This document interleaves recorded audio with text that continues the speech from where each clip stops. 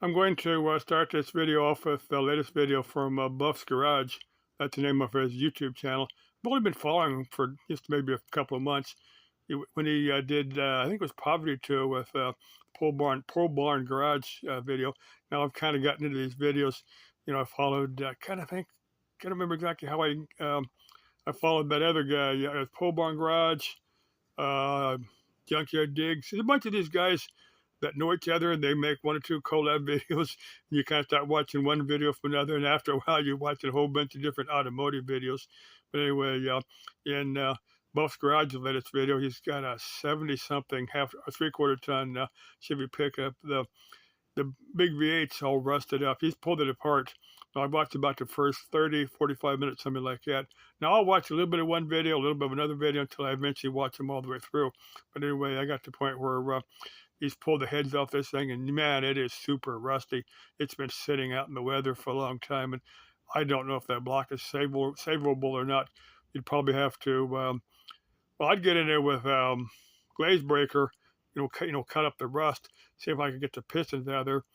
I'd drop the crank from the bottom side, then see if I could get the pistons out of there, then see if that, take it to a machine shop and see. They'd probably have to bore it maybe 80 or 120 thousandths over.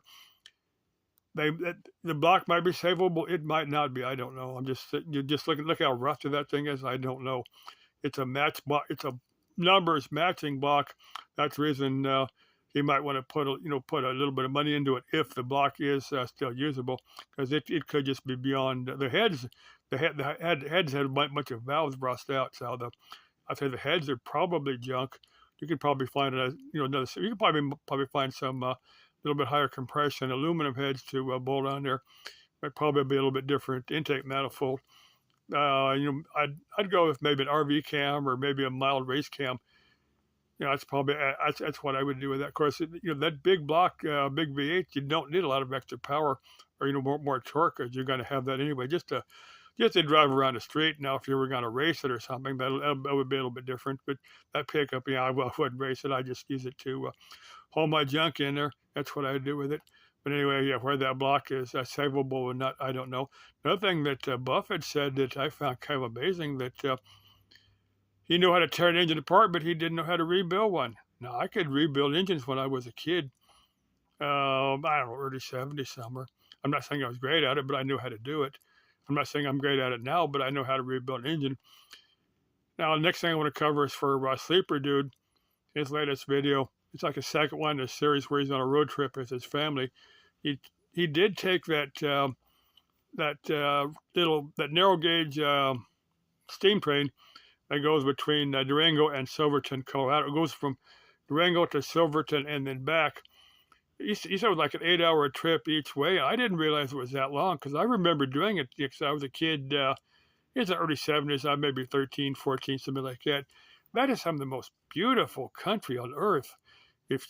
That's on my bucket list to do it again.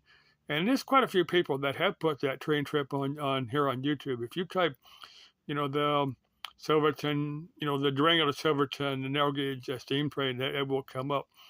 Anyway, Sleeper Dude did it with his family. Now I watched the video till he got to the Four Corners area. Now I've been there too. It's been many, many years. Now I've been told that the actual monument it's actually in one state. It's just a short distance from the actual, where it really should be, that little brass marker. That's what I've heard, but I don't know if that's a fact or not. That might just be a rumor. That might not be the actual case. I don't know. That's got to be posted somewhere, if that is the case. Let's see. I was going to cover 2 or 3 more things here. I'm going to. I've got the newer copy of Ubuntu Studio. I'm going to see. That's a Linux Mint. It's a Linux operating system. If you don't know, it's got several. It's got quite a bit of software bundled with it, and I'm going to see if that'll run not on the machine that I was not on the laptop I was downloading. I showed my pickup earlier, but it's one I've got here at home. I'm going to see if it will run on that. If it will run, I'll probably go ahead and install it. Now, when you get a Linux distribution, the Linux operating system, there's a whole bunch of them.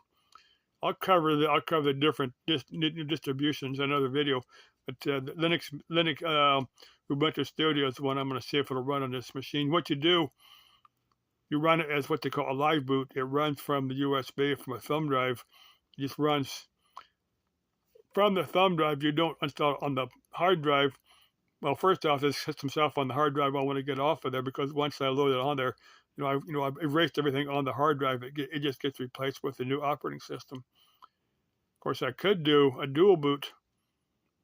That might be what I do. Have that way everything I've already got on there will be saved. A dual boot, you'll have two or more different operating systems on there. Now, a lot of people, a lot of Windows software, a lot of people really like. They like having both Windows and one particular Linux distribution both on the same drive. For when you boot the system, you've got a choice. Do I want to run Windows or do I want to run Linux?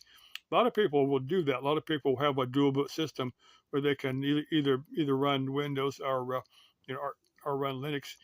And like I said, that's if you want to slowly want to make a transition to Linux slowly, that's definitely one way to do it. Have Linux set itself up. Most of the distributions will let you do that. They'll give you the option of leaving the operating system that's on there, and then you'll use a little bit. It'll go through and then reposition the files on your hard drive so that they're kind of moved over. That opens up a space for for the Linux system. When you set up, it'll ask you what you want to do, and it'll reassign part of the hard drive to do that. Let's see. Last thing I want to cover completely different. Well, no, let me get to Trixie. Her YouTube channel is Don't Trust a Rabbit. Now, she did a Who Am I video. I need to keep track of my time here because my phone will time out. I want to cover about one more thing, but Trixie did a Who Am I video, and I've done a bunch of these. Now, of course, my name. It's my actual name is the title of my YouTube channel. That is my real name, and a handful of people have done the same thing. Some people will use their real name for their YouTube channel. It's just the way they choose to do it. Anyway, I was born in Phoenix. Lived lived here in Southwest U.S. for pretty much all my life. I've got one adult daughter and 3 grandchildren. And of course, my my parents have left this earth for a long time ago. Let's see. Next thing I'm going to do, once I post this video, I periodically play these meditation. I just download a bunch of them. I have them on I've got on the micro SD card on his phone. I just download a bunch of them, put them on there. These various meditation, they're the astral projection meditation videos. I'll just try to do, play one of those periodically. Again, if some chick wants to go up with me to Sedona, where we get back into backcountry, some of those vortexes, and do this serious meditation. A chick, first, you want to get all the negativity worked out of your life. And like I went up to Sedona many years ago, and I still had a few pieces of negativity buried down in my subconscious, wherever negativity is stored, and it came back to bite me. So if you do any serious meditation, then the vortexes of Sedona, they have some of that, or as much as you can, out of your life, the negativity, or it will come back and bite you like it did for me. I'm not going to get into details. I never share that on YouTube. But the other meditation is a little bit safer because you don't go quite as deep. If some chick wants to go to Sedona with me, hey, let me know. Love to do that. But I'd want to do a few things around here close to home first to make sure that I'm not going to be in her vehicle. She tells me to get out, or she just kind of leaves me back in the vortex to kind of figure out what that she's left me. I want to make sure that somebody's not going to do that to me. That's a long walk home. I'm not sure if my friends would. I can just call up my friends and say, hey, get my smartphone. Well, I've made it to a spot here in Sedona, but I'm stuck here. That chick that I told you about? Yeah, well, she's a flake. She left me here. I'm not going to do that. Chick, if you want to do we'll do that waterfall hike in the White Tanks. Then we'll go down to South Mountain, do that one. And then if we both work out, we'll go to Sedona. Okay.